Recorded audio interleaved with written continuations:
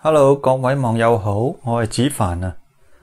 之前有條片咧就講過下啲敏感內容喎，如果未睇嘅就問下我啦，有 link 嘅。咁喺嗰條片嗰度咧，其中一部分就講緊嗰啲 KOL 咧就分享嗰啲賺錢嘢，咁就話呢啲咁嘅分享咧，可能你對住幾個人分享，同埋對住好多人咁分享，本質上就有啲分別嘅。咁嗰陣就話有機會講多啲啦，咁就啟發咗我今日拍呢條片，可以再講清楚啲咁啦。嗱，好多時大家網上睇啲分享呢，即係啲 YouTube 又好 KOL 又好 Blogger 又好，咁你揾啲咩呢？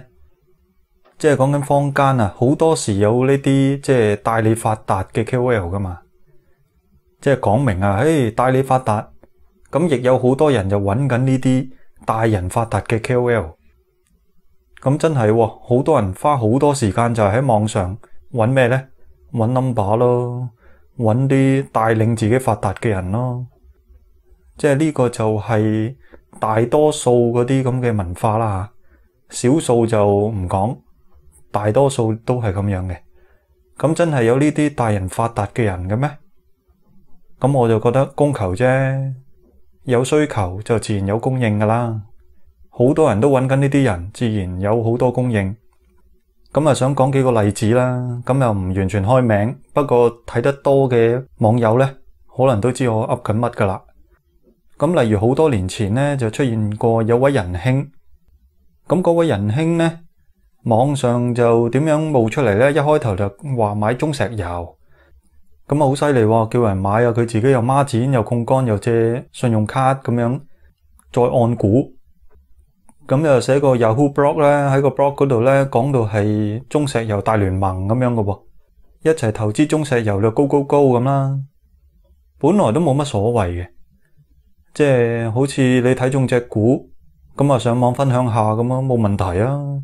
好似嗰啲領匯咧都有一兩位 blogger 都係咁噶。狂分享嗰啲領匯嘅新聞，咁冇乜嘢啊，大家資源分享啫 ，OK 噶。但係嗰位仁兄咧，搞搞下就好似一個點講咧，即係好似宗教咁啊。佢搞到自己好似教主喎，帶領人哋發達咁嘅喎。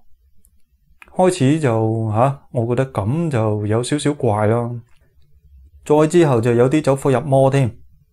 因為唔知中石油完咗啦，中石油佢發咗達啦，跟住咧就又公仔機啊，又自動售賣機啊咁樣，咁每一次佢都講到咧係真係會帶你發達咁嘅喎，咁都未完喎，再之後就玩埋日本樓，咁日本樓嗰期咧佢都真係專講好嘢嘅喎，即係好似你去日本投資買日本樓咧，完全係冇衰嘢嘅。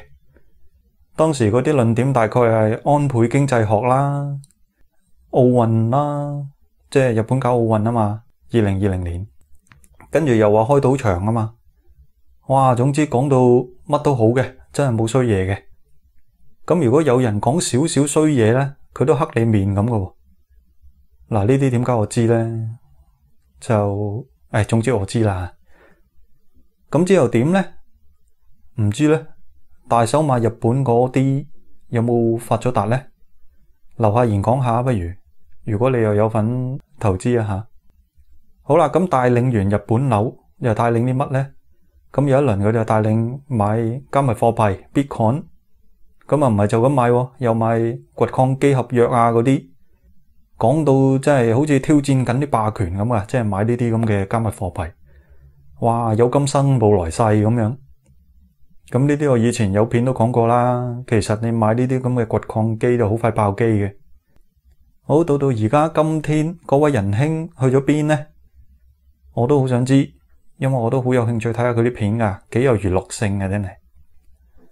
嗱，講開加密貨幣呢，另外又有一位，唔知大家有冇印象？幾年前喺深水埗嗰啲大廈抌錢落街嗰位，咁佢推嗰啲乜 coin 乜 coin 啊，有錢齊齊揾啊，直頭執錢咁執啊！